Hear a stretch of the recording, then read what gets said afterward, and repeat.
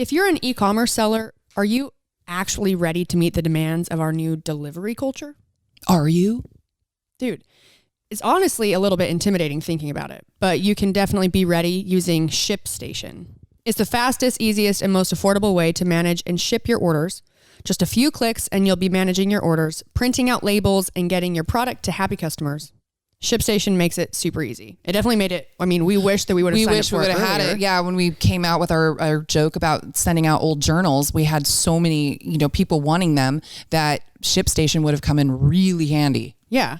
So now when we start sending out more stuff, now we know we're using Shipstation. Right now, our listeners can try Shipstation for free for 60 days when you use offer code BETWEEN. Make sure your business is ready to meet the demands of delivery culture. Get started at shipstation.com today. Click on the microphone at the top of the homepage and type in BETWEEN. That's shipstation.com. Then enter offer code BETWEEN at shipstation.com. Go out and make ship happen. Make ship happen. Make ship happen. Okay. Hit it and quit it. Hit it and quit it. Hit it and quit it. It is recording. Hey guys, welcome to Between Webs. Welcome to Between Webs. Thank you. Thank you for subscribing. Welcome to Between the Reps with Brooke and Gina. We are back. Yes, we are. Lucky you. You're like, oh man. Oh shit. Shoot, I clicked the wrong podcast. Delete. We are going to talk about something that is, quite frankly, a little nerve-wracking and difficult. Yeah. We're pretty scared to talk about this to you guys. Yeah. Well, I think, and especially, most of our episodes are so lighthearted and it's just about laughing and, interviewing and all that. And so with everything going on in the news right now, we felt compelled to use this platform to at least talk about how we feel. Yes. About the whole George Floyd death and the Black Lives Matter movement. And to start off, we're not super educated. Yeah. Okay. We were trying to figure out what's the best way for us to kind of start out this conversation or this chat. And I think it's super important for us to just let you know, we are not super educated. We are dumb. We are dumb. We're not super educated on every detail, everything over the years and years. It's like there's so many things, and we both have, white privilege.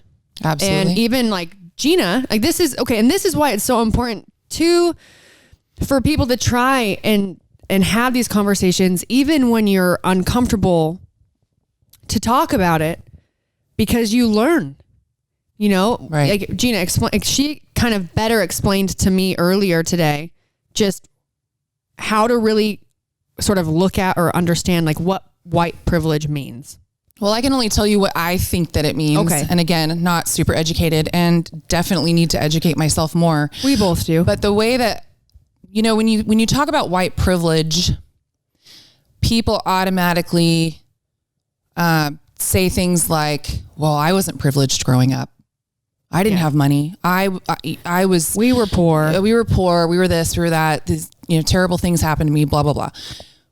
I don't think that's what it means. I think that it means, as far as our mindset, we have not dealt with being an oppressed people. No. For years and years and years. So it doesn't mean that bad things haven't happened or that that every person, if they're white, automatically, something's going to be handed to them. Right. Obviously your circumstance or where you grew up or how much money you have or what your educational system looks like, depending on where you live or whatever, that's going to affect you just the way, but all the above, just having white skin, you do not have to deal with things that people that are black or having brown, to deal with based on their skin color. fully based on their skin color. Also, I mean, like even just assumptions that are made based on your skin color, stereotyping that's based on your skin color. It's a, it's. Well, I think there's always stereotyping for anything, but I think it's really just the oppression. Yes. We were never an enslaved people. No. So that's what I think of when I think of white privilege. And I had to really think about what that meant for me. And I think that I don't know. I don't know what it would feel like to go somewhere and be frightened because, or worried, or any of those feelings because of the color of my skin. Yeah. Or maybe being a child or the parent of a child, that one of the lessons you have to teach them is how you can, like how to react if you do come in contact with like a police officer or someone that's in a position of power. And because you have to teach them how to survive based on their skin color. Right. And we've never, that's never been a lesson that's been taught to us. Yeah. It's because we've never had it because of white privilege. Right. And I think also that I look back at my life and I've always known that racism exists. Yes. I never felt like I was a racist or had been in a situation where like in close quarters where I've experienced that. But I'm trying to like be really careful about, I'm not careful about what I say, I'm trying to explain it in a way that people can understand. But I had to acknowledge through all of, not just because of this, that I really do have white privilege. Yeah.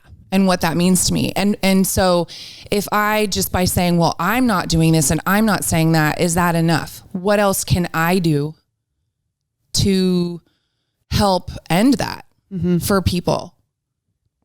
And I think it's interesting that people have almost been up in arms about, Black Lives Matter. I mean, they do matter.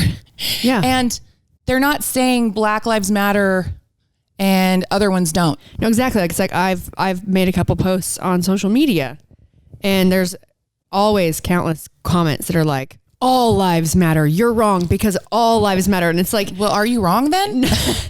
Because all does encompass that. But we're not talking about. I just showed you that post from, I'm going to pull it up really quick. It was from Kristen Bell that she had posted. Mm-hmm. Okay, I can't find it, but it's a picture of, here we go. Okay, it's a picture of this adorable little black girl, and she's holding a sign, and it says, "We said," and it points to Black Lives Matter. We never said only Black Lives Matter. We know all lives matter. We just need your help with Black Lives Matter, for Black lives are in danger. And I think that I try to understand, the people that they almost get defensive, which and I try to understand like why they would do that. And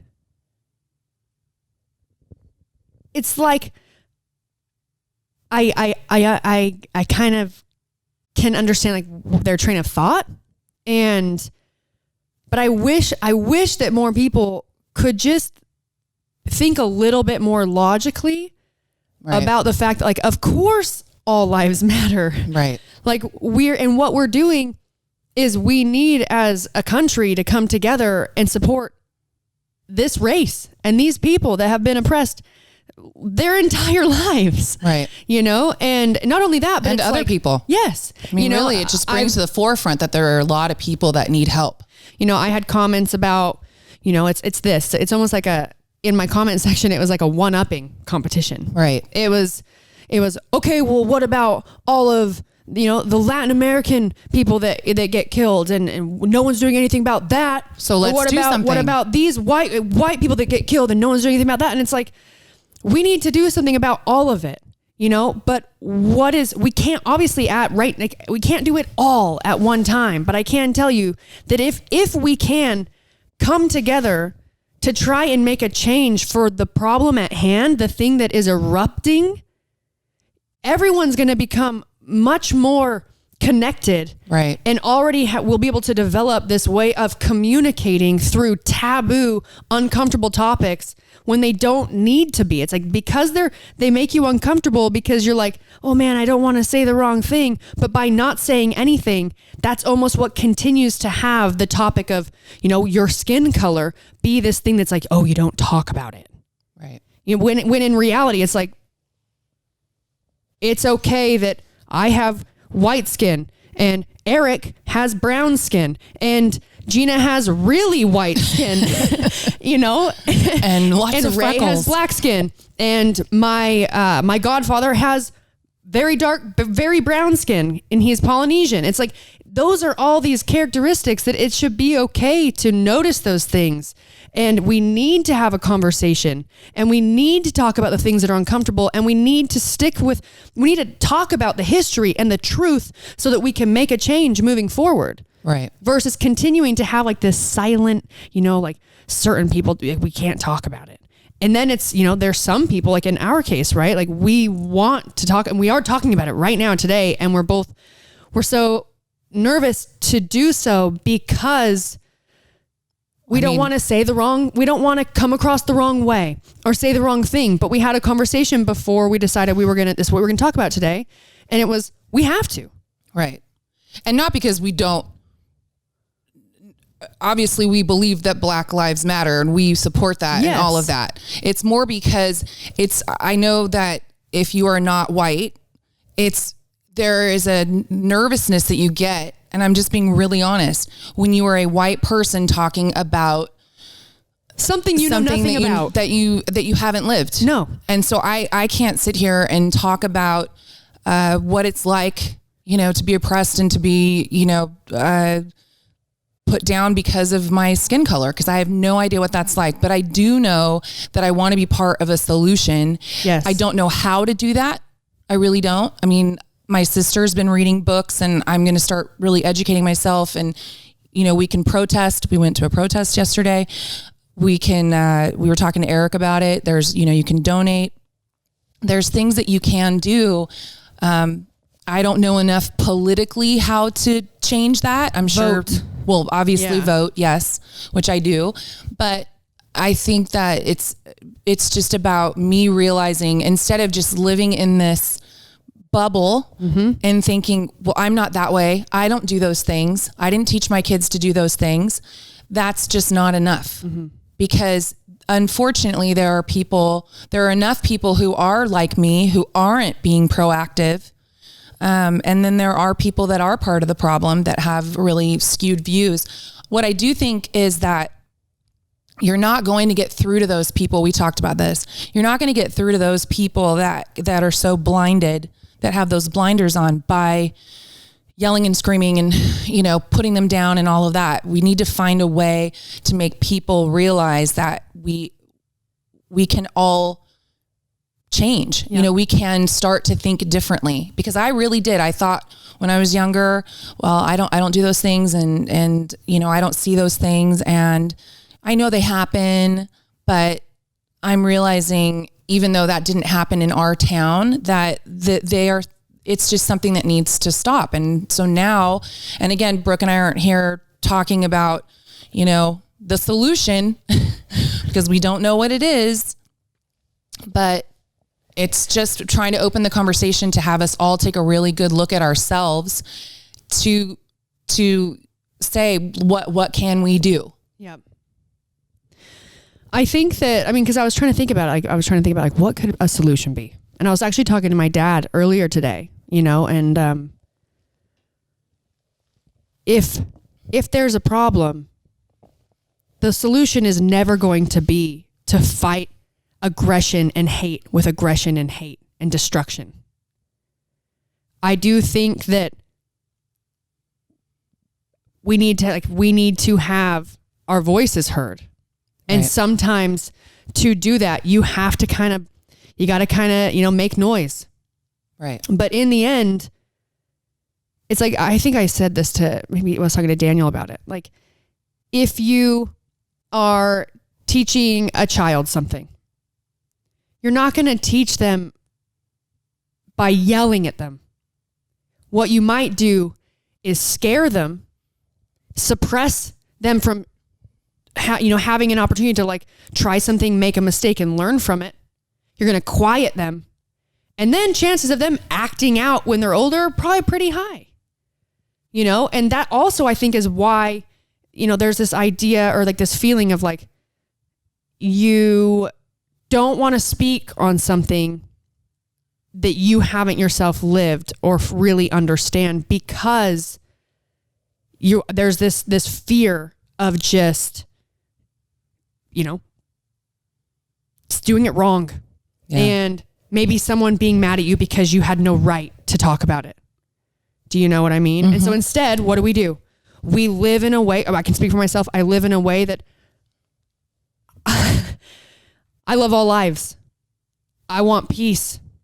If I were in a situation where a stranger was dealing with some sort of interaction that was like oppression or, happening because of skin color, I myself would stand up. But is that enough? If I'm doing it, okay, I'm going to handle situations that I'm in or I'm observing or I'm, a part of or I'm near. But if I don't start feeling more comfortable to have uncomfortable conversations so I can learn, so I can, understand a little bit more of the things I have no idea about, then we're just going to continue to be living life in the exact same sort of cycle. Yeah. And we're, and it's just going to be, and so what I was thinking is like, well, obviously by trying to just break the system and destroy everything, that's not going to solve the problem. We need people to just try and be willing to just listen. Right. And instead of trying to make them like guilt people or guilt your friends into like sharing their thoughts or posting and supporting, like everyone's learning and dealing with that fear of like, getting the courage to speak up or say something. Like everyone's doing things on their own way and we have to respect that. But what we can do is, instead of judging people based on the way they're communicating, what we can do is kind of like just ourselves be willing to share some thoughts and never expect them to believe you or understand you or immediately change their perspective. Like, don't challenge them. Just share how you feel. And maybe some of those people will be able to kind of, start to like see what you're saying. And then themselves will be able to notice those things around them. And then that is what can help change their heart. But so many people, if they feel attacked, what do? We get super defensive, right, and we shut down. I mean, even just like in a conversation with friends or family. And I've done that. I've done it with Gina because it's uncomfortable. It's scary. Yeah. To feel like everything you've understood, it was wrong. Maybe in a lot of people's cases, the way they looked at it isn't necessarily the right way, but is it their fault? If that's what they learned from a young age and that's where they grew up and that's how they understood it. It's like, we can't like basically attack people for things that were kind of out of their control, growing up in an area with a mindset or thoughts about different things. But what we can do is maybe try and just through education or being more willing to have peaceful conversations, hopefully in situations where they can be somewhat peaceful, right, to just kind of open their eyes to a new perspective versus ever trying to just make them feel bad for maybe their old perspective. Right. Bully them. And bully them. As we're at home during this crazy time, we're all going to be buying more stuff online than ever before. Dude, I'm buying so much stuff online. So much stuff online. I get bored and I'm like, I buy stuff. I know. If you're an e-commerce seller, are you ready to meet the demands of our new delivery culture? Be ready with Shipstation. Yeah, a lot of people, the more I look online to buy stuff, there are so many smaller companies that have really great products that they're selling. And Shipstation, definitely, it's a no-brainer. I'm definitely happy that I looked into it and we found it. Yeah. For something like at our gym, who are people from all over the world, end up buying t-shirts, memorabilia, sweatshirts, or ordering things for friends. Or signed photos of me. Yeah, signed photos of Gina. Sometimes we're sending out tons of stuff and sometimes not a lot. And what's cool about Shipstation is when you work with them, it's a flat rate. It doesn't matter if your orders are going up or down, the rate stays the same, which is really, really cool, especially for small businesses. Right. Shipstation works with all the major carriers, including USPS, FedEx, UPS, even Amazon Fulfillment. So you can compare and choose the best shipping solution for you and your customer. They even offer big discounts on shipping costs. Now any business can access the same postage discounts that are usually reserved for large Fortune 500 companies. You'll always know that you're getting the best deal.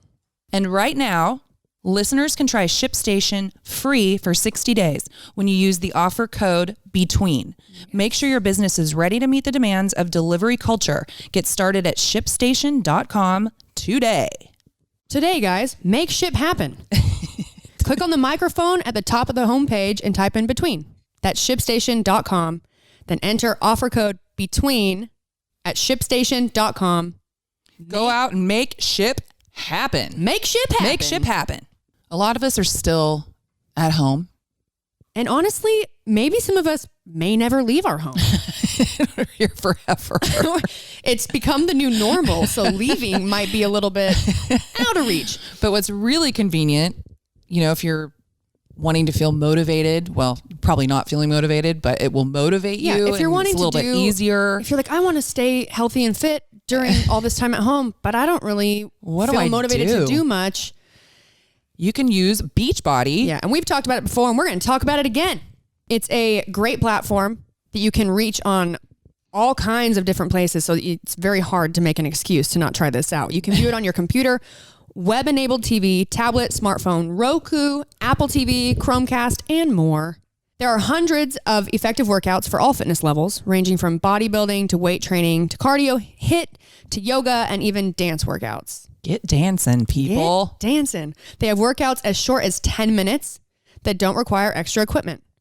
And especially in this time when we are spending a lot of time at home, anything is better than nothing, And usually when you can get yourself to move a little bit, and if you get to watch and be involved in a class, which, yes, it's on your TV or your tablet or your phone, but you can still feel a bit more involved. And I know for myself that right there, not kind of feeling alone and doing it on your own it does help with motivation. Well, and it's going to help you mentally. Yes. It's good for your brain.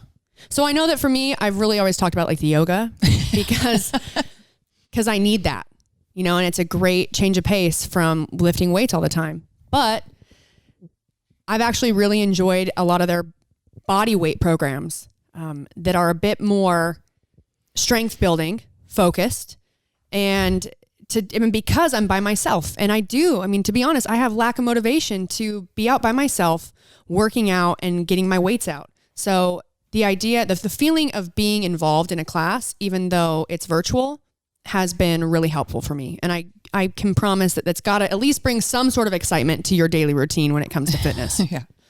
We really want you guys to try this service because right now our listeners can get a special free trial membership when you text REPS, R-E-P-S, to 303030. You will get full access to this entire platform for free. All the workouts, the nutrition information, and support. Totally free. Again, just text REPS, R-E-P-S, to 303030. I mean, I can say that I've been in situations where, I've been in a situation where I see somebody not being treated well, and I didn't speak up as a kid. As a kid, for sure, I probably wouldn't have either. I'd probably been like... But I feel like a lot of people still feel that way as adults. Oh, yeah. And I think that really we were listening to the girl last night at the protest, and she's, I think she was right out of high school, Eric. She already gone to high school, and she's in our area. And, you know, this area is not very diverse. It's predominantly white. Yeah. And at least it was more so when I went to SoCal High, but she also went to the same high school as me. And she was talking about how there was, she dealt with all sorts of, you know, people calling her, I think they called her Blackie, and people telling her nose was too big, and her, you know, all these things that I just thought, oh my God, that's, you know, it's horrible. I think that they ended up having like a Nazi problem at school where she said kids were drawing like swastikas on the desks. And it's just, it was shocking to me living in this area thinking, oh, that, you know, that's not here. And it really shows, I mean, it's really probably everywhere. Mm-hmm. And I think that that's, rather than, you know, basically putting our heads in the sand and thinking, oh no, not here. Oh, I haven't seen it myself, so it's not real. It's just important to hear those things and then go, okay, well now what are we going to do about this? Mm-hmm. And, you know, I'm thinking, my kids always knew, you know, that it wasn't okay to say certain things, or, you know, we would have some discussion about race or, you know, people and differences or whatever. But I don't think that I was even in a position to really delve into that. And I think it's really important for parents to really talk about this kind of stuff with their children. And I think this is a great opportunity since it's so far and wide across, you know, going on in the news, and just to really not assume, oh, that's not here. Yeah. I mean, that makes sense. You said, like, one of my first thoughts was, in a school, if this is happening, that's very uncomfortable, right? It's scary. It's terrifying. It's like, it would be so much easier for teachers and parents to obviously, you know, if there's a moment where something's happening and they see it, they would obviously do something about it. But if they're hearing about it, it'd probably be a whole lot easier to just kind of almost like lie to themselves that, like, no, it can't be as bad as like what you would think. Not here, not in this area. And it'd be a whole lot easier to not speak up and say anything, because it's a can of worms. Yeah. But it's a can of worms that needs to be opened. And the only way, and it's open right now. And this is not the first time this is like sort of happening. No.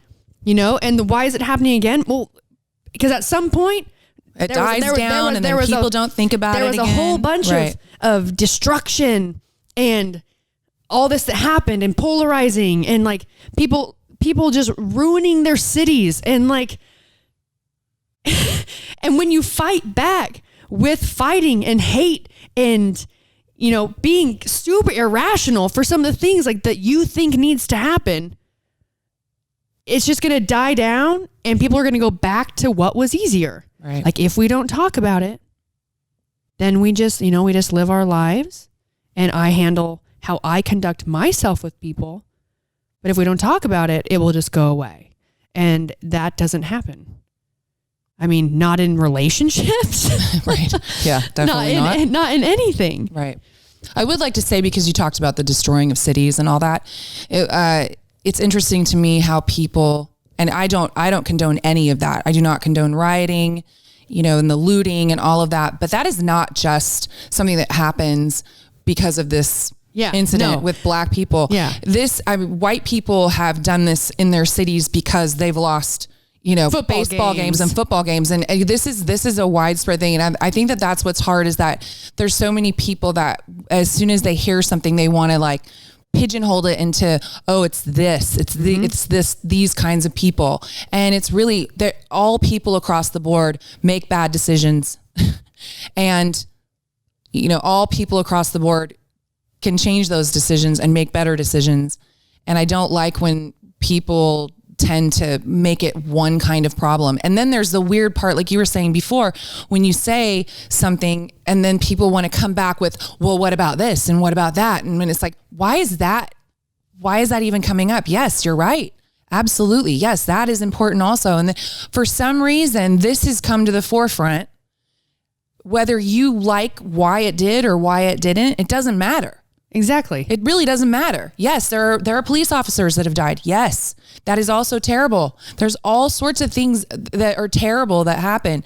Why is it that as soon as something comes up that we need to deal with, somebody wants to take away from it? Because it just turns into, well, what about me? Well, what about me? Right. And that mindset, like no one likes a one-upper. Okay? Right. It's true. No one likes a one-upper. Right. They don't.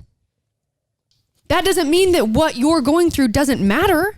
Right. They're just trying to detract from, take the view off of what's actually important in this moment. Whether it's in a conversation of just amongst friends and something bad happened to you and you're telling your friends and you have the one friend that's the one-upper. Oh, yeah.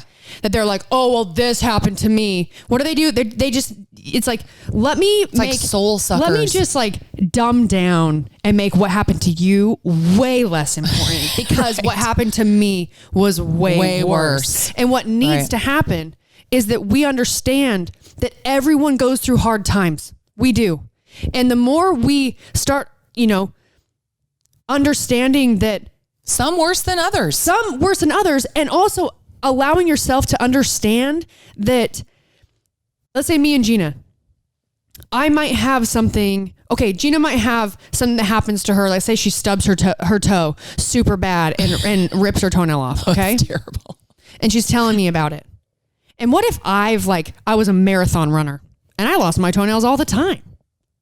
I'm thinking like, what a pussy. You're that upset because you popped one toenail off? I'm thinking like, dude, you're telling me that's the worst pain you've ever felt. Like that's the worst? What I need to understand is that regardless of if what her worst was, in my head, if that happened to me, that's not my worst. It doesn't matter because if that is the worst pain she's ever felt, that's the worst fucking pain she's ever felt. That she's dealt with. And she deserves to have, to say that. Thank you. You do. Thank you. She has lost both her toenails, by the way. And I'm not a marathon runner. But my point is, and I had a friend that helped me I never thought way different than that, but he helped me understand that just in being able to try to find a way to relate or understand someone more.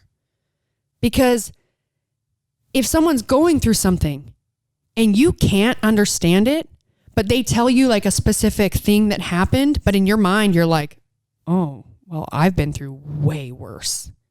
So it's almost like you don't feel as much for them. You're not giving it, you're not caring enough.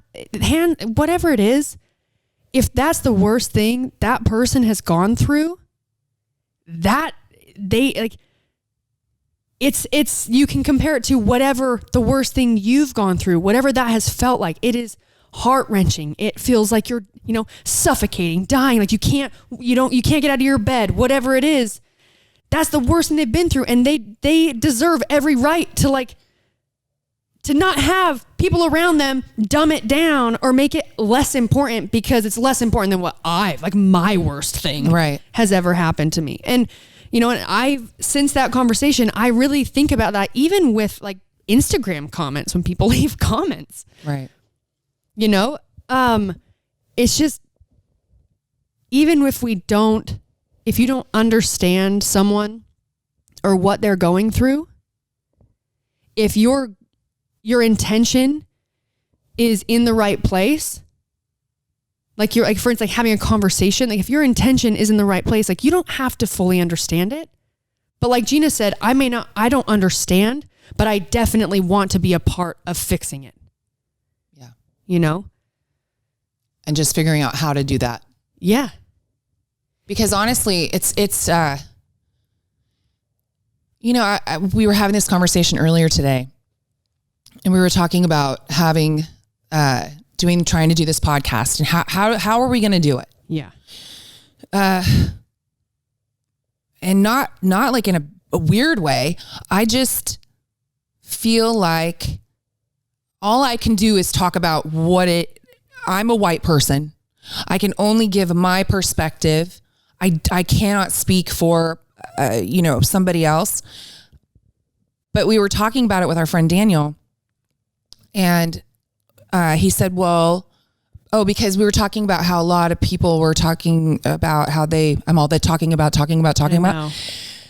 He was saying how a lot of you were saying how a lot of people were just saying that the people in CrossFit weren't really coming out and saying anything. And we were discussing that. And then he was saying, well, you should have Kelvin on your podcast because Kelvin is Black. Not just because he's Black, but he would have a better perspective he owns from a that. CrossFit affiliate and here. He's the only CrossFit affiliate in our area who is a Black owner. And so, and my instant reaction, and I'm going to be really honest with you, was, well, are we going to look like we have a token, like we're two white people having a token Black person on the show? Yeah. And that's just being really honest, because I don't want to seem like that. And the thing, but then I almost think like, well, because I thought that, does that mean that I'm thinking something bad? So it's really showing me that I don't really know.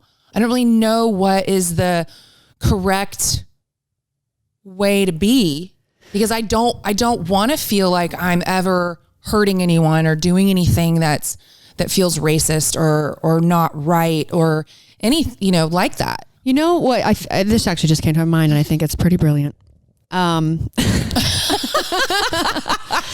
Here's a comparison that I just thought.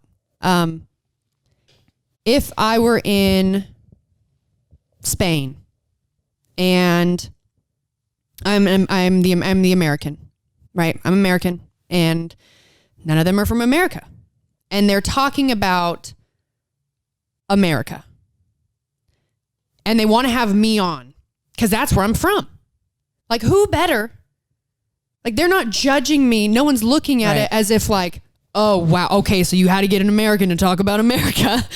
It's like we don't look at that as weird, right? That's just, this person lives there. They've lived through the things, and they've lived through this event, and they were there during this event, and we're going to talk about it, and none of us are from there, and none of us live there, and we'd love to know, like, from this person's perspective, like, what was it really like? Right? I think that there is just so many years of quieting people, of racism. Well, in because our country, we're white, our white ancestors, yes, 100%. And maybe not every single person's, but our white ancestors enslaved people and continue to enslave people. So you almost feel like this automatic responsibility as if you are guilty by association. And you can't completely ignore that. No. You can't completely ignore that and say, well, I'm not doing that. No. And I'm not that person. No. But you also have to acknowledge it. And that's what I'm trying to figure out is, how do I acknowledge that? Well, and and I have a certain amount of guilt for it. Those were my ancestors that did stuff like that. It's horrible. But it's hard to it is hard to figure out a way to be able to kind of move past that. Right? To be able to like not feel so uncomfortable, like worried about what are people going to think? Because it's like this. What are people going to say if we did want to talk about this and we had Kelvin on? What are they going to say if we're talking about it, but we had, I don't know, Megan on? Right. Right? Who's white, but her daughter's half Black. So, but I'm just saying, like, I know. The thing is that everyone can find a reason. I mean, I've learned this posting on social media. That's what I'm saying. It's like you post, I post on social media, and there's people that love the support and love that I'm, just voicing an opinion. And then there's countless, there's always the trolls are the ones that comment a lot more. Right. So it's a lot easier to like feel like that's where a lot of your, yeah, you don't know if it's real people or not. But there's people just getting so upset and one-upping, right? Like, and it's like you're never. Well, it's not, and for me, it's not about winning. I'm totally fine. I mean, I'm on here saying exactly how I feel. No, for sure. So I do know that there might be people that think that for whatever reason they don't like it, but that's just how I have felt, and for me, I'm just trying to figure out a way. Yeah. I don't want to look like I'm ever trying to hurt anybody. I don't want to look like I'm thinking less of anybody. And I do care about what people think. I'm not talking about necessarily people listening to this, but the people that I'm talking to. So when I'm having a conversation with someone and I don't know how they would feel about that, I am concerned about how they would feel about it. And I don't know if I'm just talking in circles or not, but that's true. But I guess the only way to change that is to have a conversation with that person. A very honest conversation. Well, that's not on a podcast, but have a conversation. Like, let's say we want to have a conversation with Kelvin, and we wanted to get his honest opinion of, like, you know, in a safe space where you can say, this is how I'm feeling, but there's no real reason for me to feel that way, but I feel that way because of how, you know, it's just, you know, these topics or these situations have been reacted to, you know, in the past or for other people. Right. And I want to talk to you about these things because, like, that's how we get past it. Right. You know, and that's what we were talking to Daniel about. Yeah. And then Daniel said, I think you should bring that up in the podcast. I think it's really real. And I think that's an honest, you know, statement. And when Gina first said that, when she first reacted to, and like my response was, you know, because we've had a lot of conversations with Michaela and she's been reading all these books and it's really insightful. And yeah, I was going to look those books up. So I'm going to read. Really kind of teaches you just kind of like a new way to maybe perceive certain things and have a different perspective on it that almost is it's kind of calming in a way, because without, you know, educating yourself, you're really in this limbo of just being kind of terrified. So what do? We just don't deal with it. Right. You know, and like what I said to Gina was, well, you know, in one of those books we talked about it the other night at Michaela's around for her birthday, was we were talking about how one problem or something that doesn't help the problem is, like, let's talk about kids. So if you're out and there's like a black man walking in the park, and the daughter or son says, oh, look, mommy, that guy's black. It's very common for people to be like, oh, you don't say that. Right. And this is what Michaela was talking to us about. Like, you don't say that. And in reality, but he is. But there's nothing wrong with it. There's nothing wrong with it. And do you think that he's ashamed of his skin color? Right. No. You know, it's like, there is nothing wrong with it. He knows that he is black. I know that I am white. And kids notice differences. And kids notice it too. Right. You know, and so it kind of was talking about how that's kind of where we can, you know, where people can start. Well, it's like when people say, I don't see color. Mm-hmm. Well, I mean, obviously we can see the differences in ourselves. Yeah. You know, I think it's just because people want to believe that they are not racist, but those are also not those people, but some of people are the ones that also believe that there's no such thing as white privilege. Right. You know, and denying it or not speaking up about it, you know, or just being quiet because it's easier, because it's uncomfortable. That's how we keep these problems continuing. Going. Absolutely. You know, and that was kind of like a big reason. So when a lot of this was happening, I really was sort of taking my time on how am I going to have a voice, right? How am I going to say something via social media? And I really was taking my time because I just didn't want to do it the wrong way. I wanted to make sure I chose my words wisely and that I was, you know, I already knew that no matter what, there'd be people that loved it and people that hated it. I already knew that. But it didn't matter, because if I didn't say it, this is a time when I need to. If that's what I believe, this is too important. It's too important to just be quiet because it's easier. Because you're nervous about the reaction. Yes, or it's too important to be quiet because you're scared of polarizing your followers. Dude, I've lost a few thousand followers. Which is like scary. Overnight. Which is scary. It is what I just thought it was so funny. And first I was like, there were people commenting on my post like, unfollow. And my thought was, I mean, good. Right. You know, like if me caring about this issue yeah, and caring about people, regardless of where they're from or their skin color, if that's why you don't like me anymore, okay. Goodbye. Bye-bye. You know, I had another one comment today. Oh my gosh.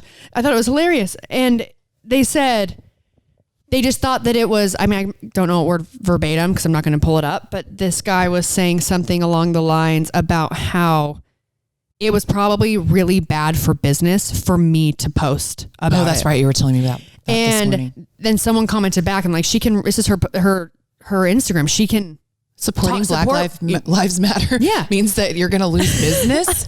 Bye-bye. And he's like, okay, yeah, her business may not be bad, but it may really take a dive or whatever he said. And I commented back and I said, first of all, I care way more about peace than I do about followers. And if my business, I commented back too, and I was just like, you know what? If you were going through something that you really, really needed the support of the country and other people and other races, and you really needed us to back you, I would be there. And you know what? Worse things have happened.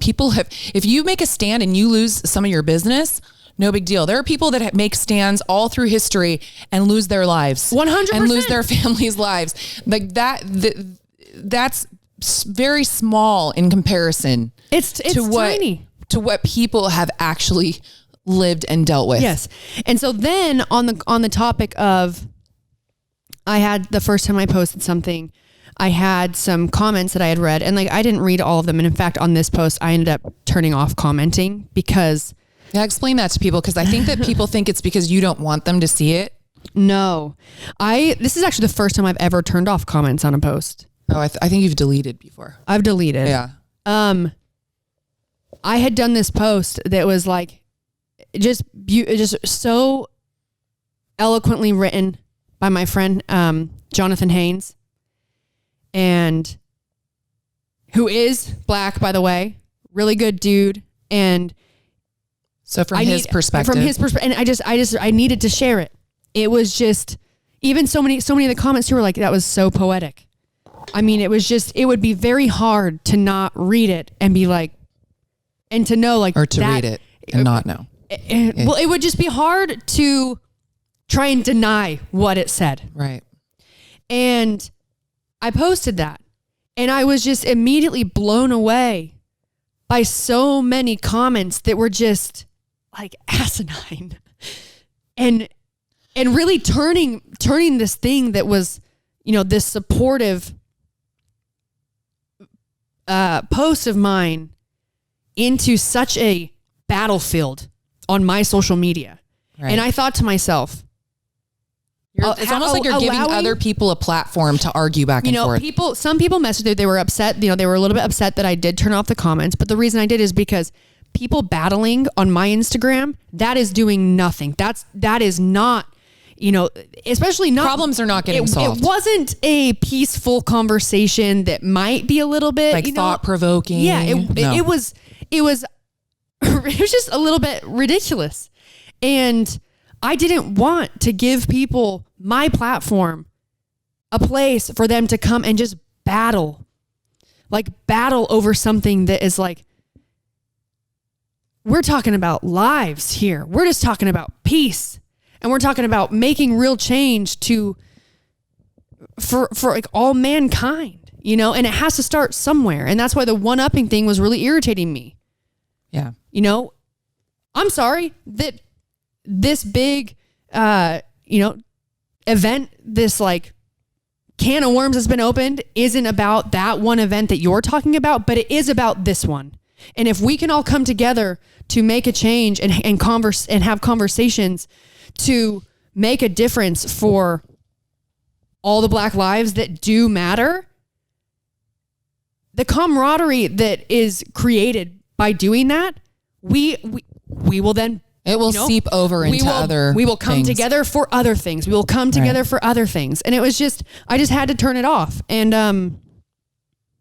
it was, but on that post, there was someone who had commented and they were thanking me for saying something because they were kind of upset that they hadn't seen many people with a platform in CrossFit saying something. And on one hand, I will say to this person, if you're listening, I did appreciate, I guess I don't know if I should appreciate, but the way that you did express yourself to me about that was a really great way. You let me know that it did bother you, but you didn't put anyone down or try and be heard by making people feel guilty. Right. You know? And how I responded to this person was this: Maggie, stop it. It can be very scary to open yourself up for criticism. Especially if you're not somebody that's normally like political or outspoken. Yes. Or yeah. It can be very scary. It can be very scary if you are, maybe your business is your social media, and who knows what kind of, what your financial situation is or how much you rely on that. Everyone's different. We don't know people's personal lives. And I just said, it can be very scary to do that, and so give people time. Or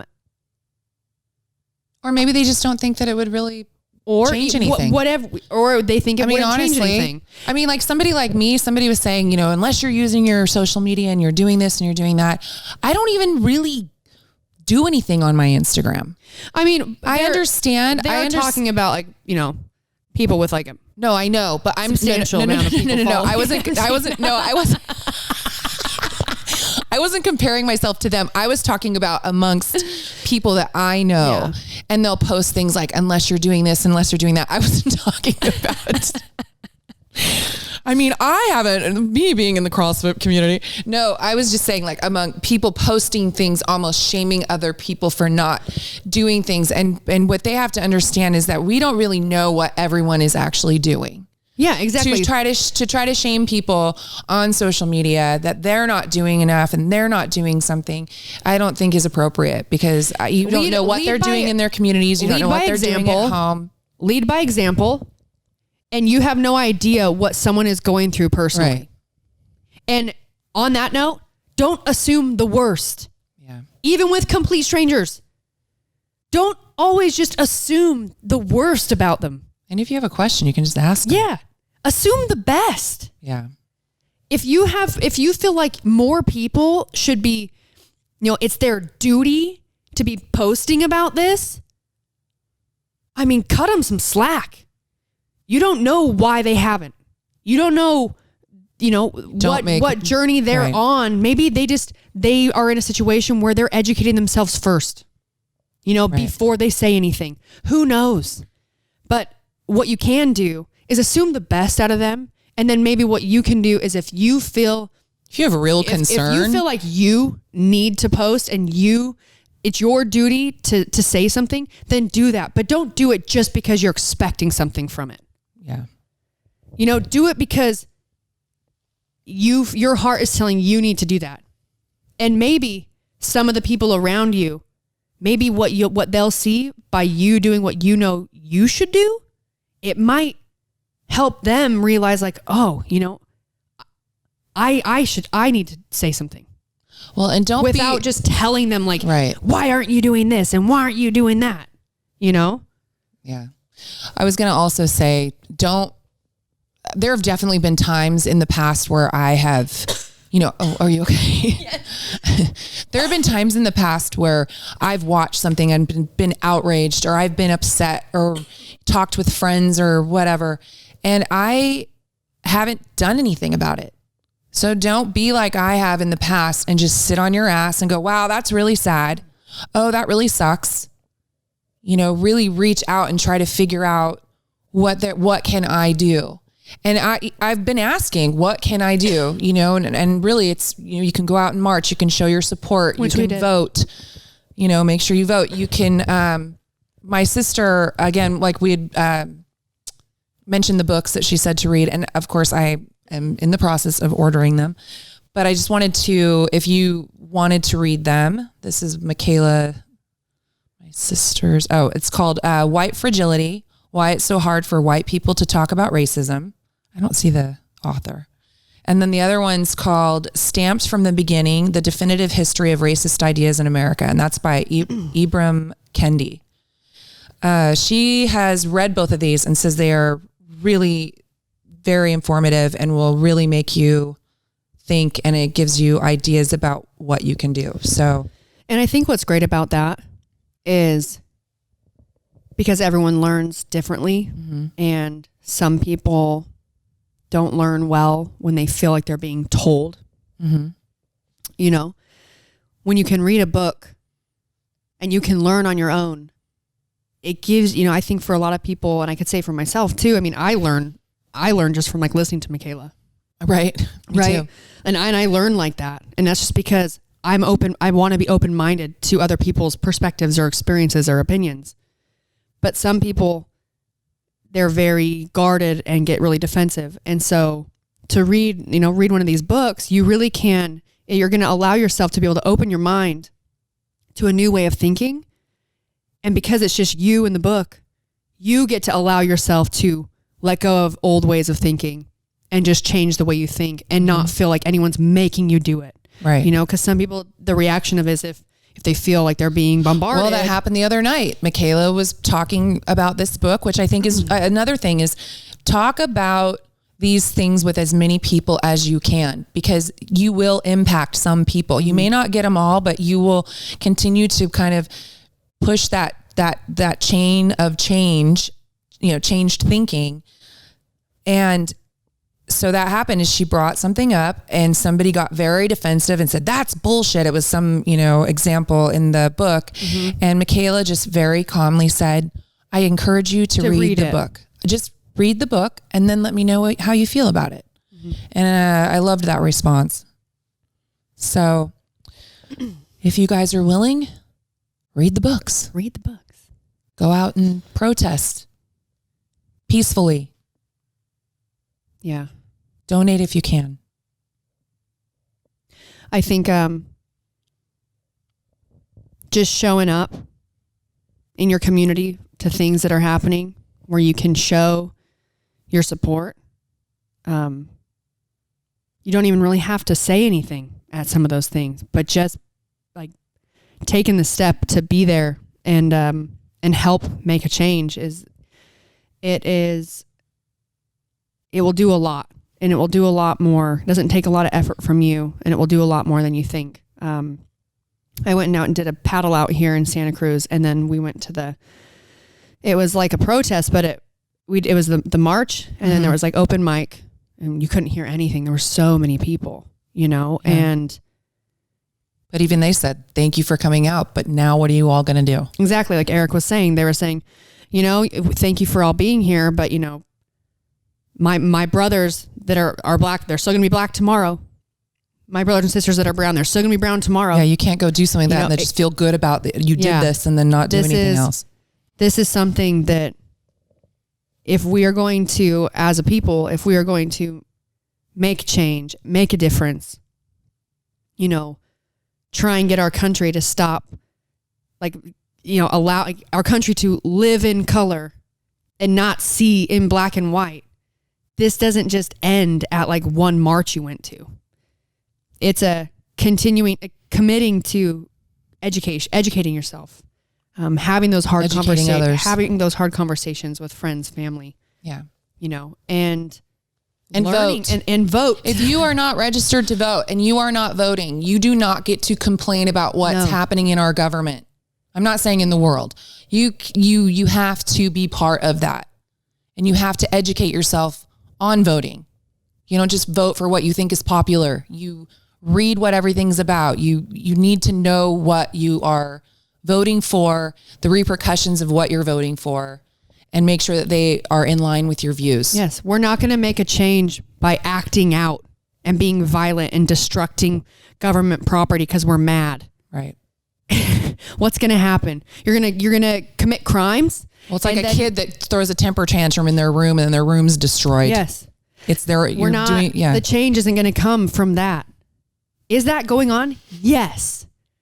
Is it creating a noise? Yes. Is it going to make change? No, probably not. It's going to create a lot of anger. People would argue that it's brought it to the forefront, which I can't not argue with. But do I think that those people are going to settle in those same places and have this, you know, destroyed city? Absolutely. If that is what created change, we would have created it years ago. 100%. When this all happened again. No, I agree. I'm saying there are people that will argue that. Well, of course. Not There's myself. people that argue fucking everything. That is you know true. what I mean? It's like you can't get through to everyone. That's one thing I talked to my dad about. It's my last thought. I swear.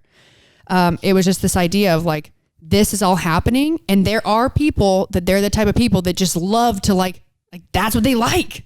Yeah. They love to get angry and amp people up and like storm the tower. And it's like, but that's not going to solve the problem. Right.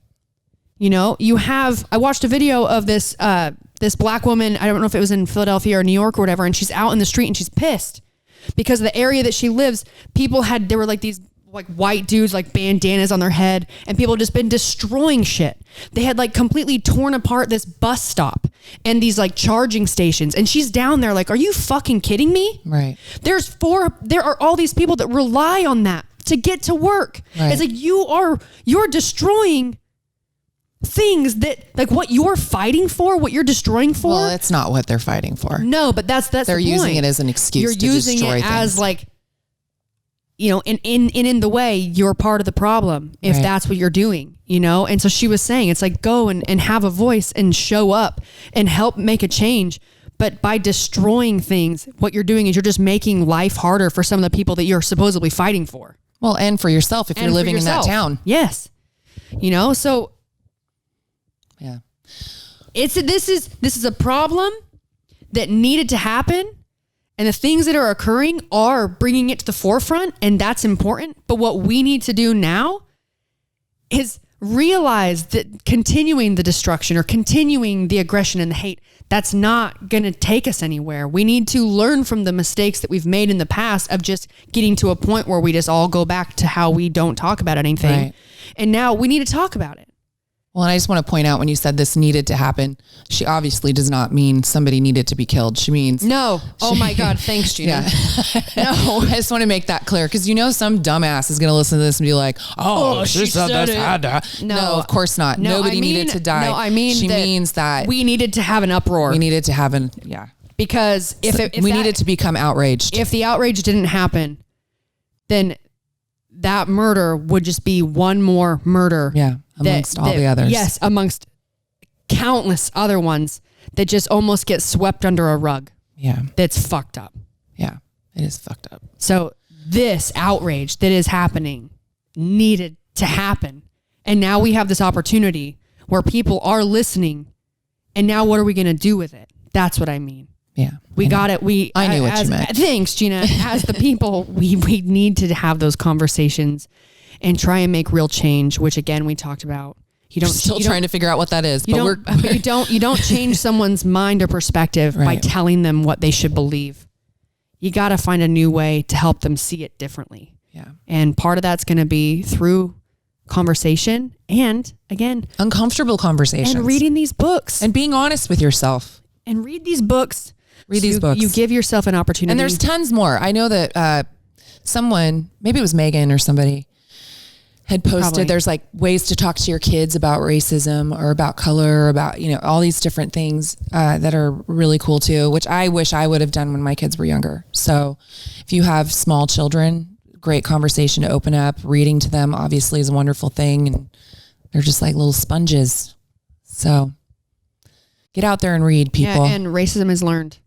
Absolutely. So, all right. Well, we're going to wrap that up. Yeah. We're like both sweating like, oh God. they're like, you guys just really said the same shit over and over again. Yeah, that's probably true. And you know what? We're just really being real and just saying exactly what we feel. And sometimes our brains just loop. And this is honestly, this is one of the first times. No, this is the first time that we are having this allowing ourselves to publicly process these thoughts that we have, you know, we want to say and share, but there's a little bit of fear. Mm-hmm. And because we told you, we not don't because have, of how we feel. all the information. I think the fear for us, again, and I don't mean to like start it all up again, but the fear for us is not because we don't want people to think that we think what we think. No. It's about how do we get our message across? That is the fear. No, that is the fear. Well, how do we get our message across? That's what I mean. So that the it doesn't fear of saying the wrong blundering word. the message. We don't want to blunder through the message because we absolutely do believe 100% and are not worried about this platform, how we feel. This podcast is the platform for us to do this. It is. We can talk to you. That this is a responsibility that we needed to. Instagram post. You're not going to read an email. This is us sharing our thoughts with you, and hopefully you understand them. And if not, that's okay, because sometimes we don't understand our own thoughts, and we're gonna maybe we're just not good at explaining them. We're gonna read these books, and over time, through conversation and practice, we're gonna get better at expressing our feelings. Absolutely. So, you guys, thanks we're a for work listening. in progress. Yes, constant work in progress. We are not role models. We don't pretend to be role models. No, but we do show people that you can mess up and make mistakes, but you can make them better. You can try. You can get better. All right, guys. Well, thanks so much for listening. Remember to rate, review, subscribe, 5-star rating, 5-star warning, and we'll talk to you guys next week. Take care. Bye.